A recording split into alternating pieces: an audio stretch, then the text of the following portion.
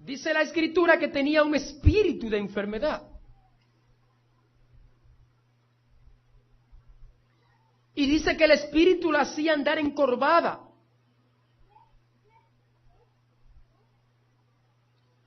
Y cuando Jesús se acercó a ella, que tuvo la previsión de que se trataba de una enfermedad producto de una posesión demoníaca, habló y dijo: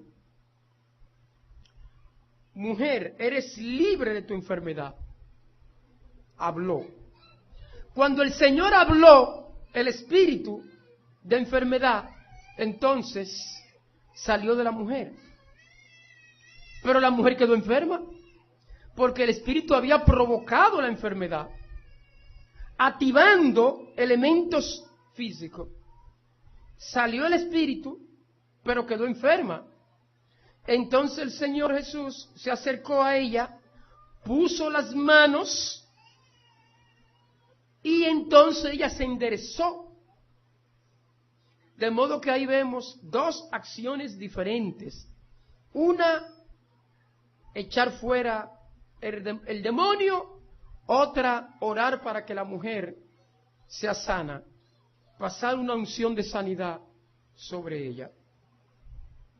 Ahí vemos un caso de una enfermedad física, pero producida por un espíritu de enfermedad.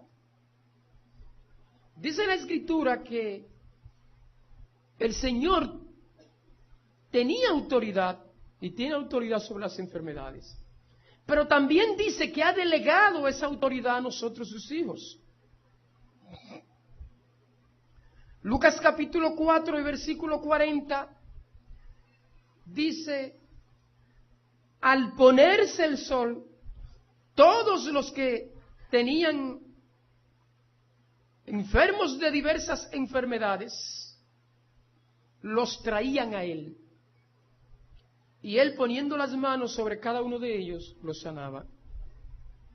Es decir, que el Señor sanaba a los enfermos de diversas enfermedades, poniendo las manos sobre ellos. ¿Cómo sanó a la mujer sirofenisa, la que le echó el espíritu de enfermedad? Poniendo las manos. Y así ponía las manos sobre los enfermos que traían para que reciban sanidad. Esa autoridad que tenía el Señor Jesús sobre las enfermedades, la delegó. Vemos cómo se la delegó a los 12. En Marcos capítulo 6, versículos 7 al 13, nos dice que llamó a los 12 y los envió de dos en dos, y les dio autoridad sobre los espíritus inmundos, y les mandó que fueran a diferentes lugares, y donde los recibieran ahí se quedaran y predicaran. Y dice el versículo 13 de Marcos 6, y echaban fuera demonios, y ungían con aceite a muchos enfermos, y los sanaban. Es decir, que la autoridad que tenía Cristo de sanar también se la delegó a los 12. Pero vemos que no solamente se la delegó a los 12, se la delegó a más. Encontramos en Lucas capítulo 10 que escogió a 70.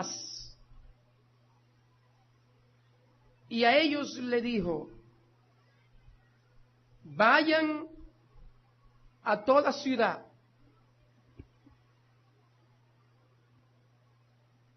y en los versículos 17 al 19, cuando ellos regresaron, dice la Escritura que volvieron los 70 con gozos.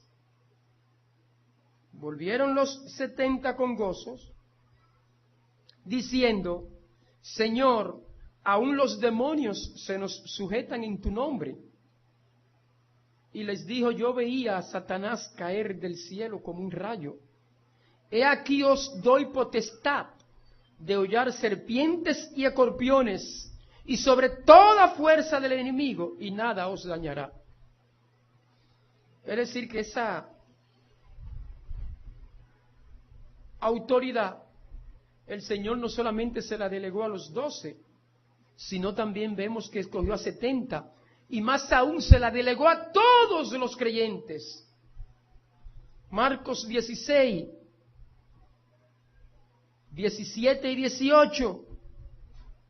Y estas señales seguirán a los que creen.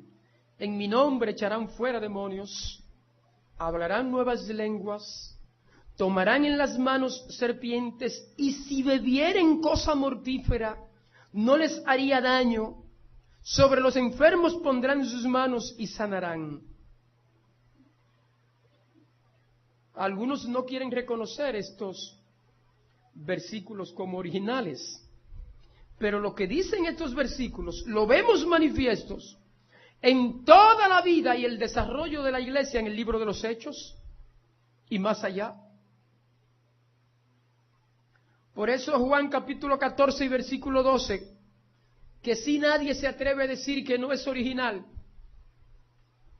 dice: de cierto os digo, el que en mí cree, las obras que yo hago, él las hará también, y aún mayores hará, porque yo voy al Padre.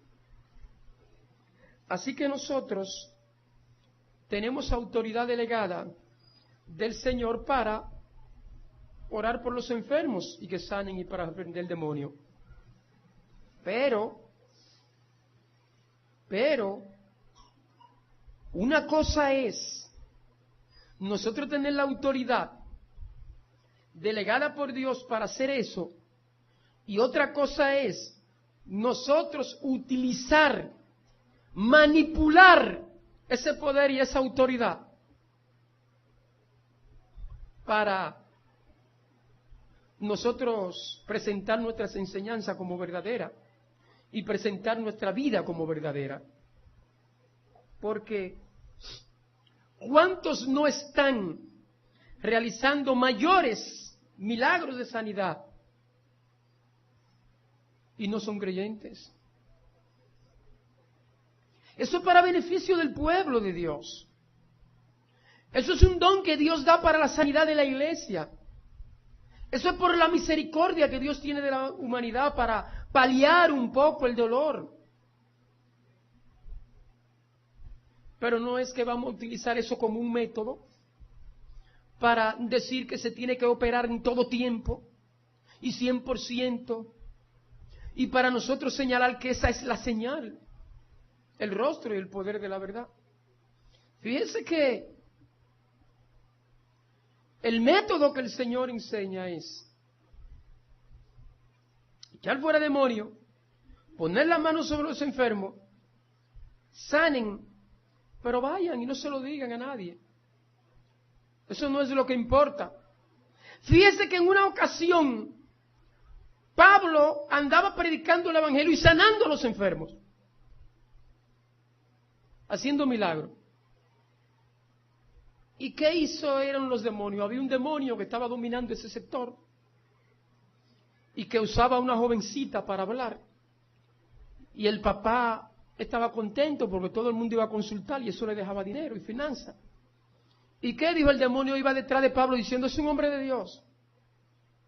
Es decir, ¿qué le importaba al demonio que la gente se sanaran y recibieran y pensaran que esa es la manifestación de la verdad? Eso es lo contrario. Eso es lo contrario. Sí, es un hombre de Dios. ¿Y qué hizo Pablo? Que se viró donde la joven y la reprendió y la liberó. Porque a Pablo no le interesaba que la gente lo endiosara y dijera que él era un hombre de Dios por los milagros que hacía. Es más, en una ocasión, Pablo, hubo una obra milagrosa en la vida de Pablo. Tomó una serpiente venenosa, le cayó en su mano, lo picó. Pablo sacudió a la serpiente, la tiró en el fuego, se limpió el brazo y siguió igual como nada. Cumpliéndose lo que dice Marcos: tomarán serpiente y no le hará daño. Y cuando la gente vieron que no le hizo nada, ni se hinchó y siguió igualito, ni se murió, empezaron a adorarlo. ¡Es un enviado de Dios!